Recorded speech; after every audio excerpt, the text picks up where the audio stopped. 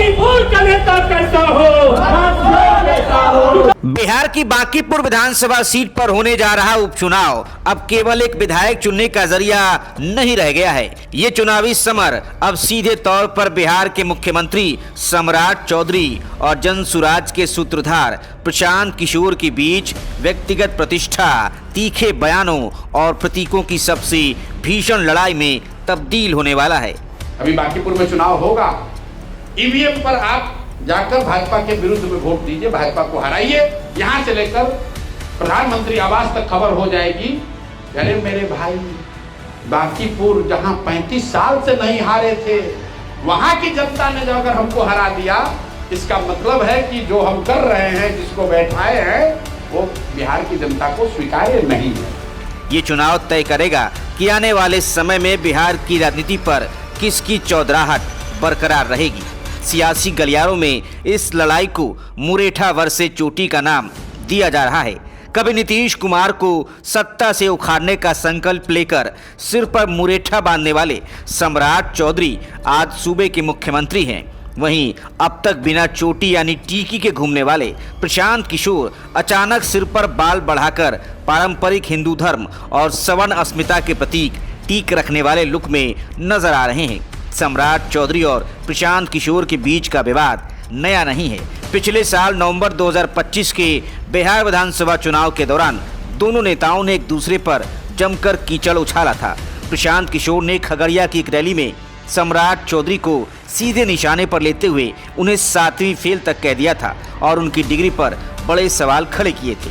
पीके ने तंज कसा कि जिन्हें ठीक से अंग्रेजी बोलनी नहीं आती, वो सूबे की तकदीर बदलने का दावा कर रहे हैं। लालू राज में तारापुर में मर्डर और उनकी आयु को लेकर पीके सम्राट चौधरी पर लगातार हमला बोलते रहे हैं। हाल ही में भोजपुर के बिलौटी गांव में हुए भरत भूषण तिवारी एनकाउंटर केस को लेकर भी प्रशांत किशोर ने मुख्यमंत्री सम्राट चौधरी पर हत्या का मामला दर्ज करने की बात की।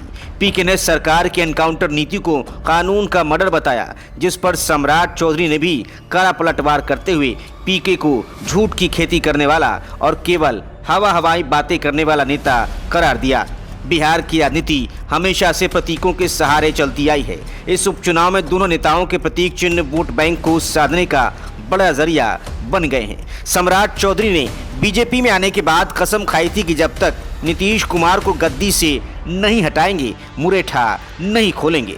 तब नीतीश महागठबंधन के साथ थे। हालांकि बाद में गठबंधन के समीकरण बदले, नीतीश सीएम बने और सम्राट डिप्टी सीएम, तो उन्होंने अयोध्या की सरयू नदी में बाकायदा स्नान करके अपना मुरेठा बहा दिया। ये प्रतीक पिछड़े जातियों, विशेषकर कोयरी कुर्मी यानी लव कुश के स्वाभिमान से जुड़ा था। बांकीपुर सीट पर कदम रखने से ठीक पहले पीके का नया चोटी लुक चर्चा में है।